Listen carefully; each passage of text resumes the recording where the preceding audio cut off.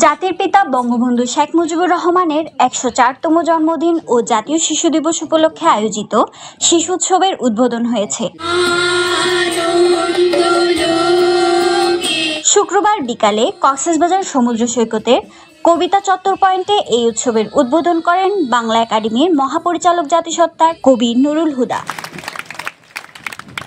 কক্সবাজার জেলা আওয়ামী লীগের সাধারণ সম্পাদক ও কক্সবাজার পৌরসভার সাবেক মেয়র মুজিবুর রহমানের সভাপতিত্বে আলোচনা সভায় বক্তব্য রাখেন বাংলাদেশ শিশু একাডেমির মহাপরিচালক, শিশু সাহিত্য ও ছড়াকার আঞ্জি লিটন, ট্যুরিস্ট পুলিশ কক্সবাজার রিজিয়নের অতিরিক্ত ডিআইজি আপেল মাহমুদ, শিক্ষাবিদ সোমেশ্বর চক্রবর্তী।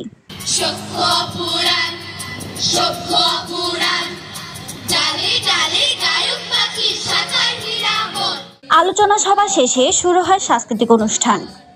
এতে কক্সবাজার সদর মডেল থানার ওসি রকিবুজ্জামানের ছেলে মেয়ের জুবাইর অর্ঘ্য ও তার দল দলীয় সঙ্গীত পরিবেশন করেন, যা উপভোগ করেন উপস্থিত দর্শকেরা।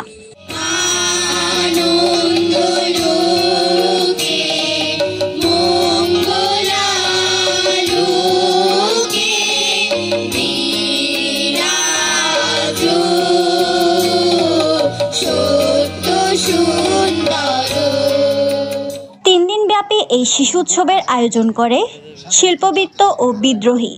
এতে সার্বিক সহযোগিতা করে বাংলাদেশ শিশু একাডেমি। News desk, CCN.